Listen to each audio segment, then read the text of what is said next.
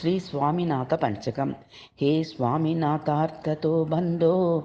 భస్మలిప్తాంగ గాంగేయ కారుణ్య సింధో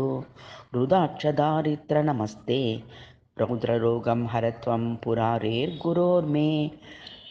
రోకేందువక్త్రం భవంతం మారరూపం కుమారం భజే కామపూరం మాం పాహి రోగాదఘోరాత్ మంగళాపాంగపాతేన భంగాత్స్వరాణాం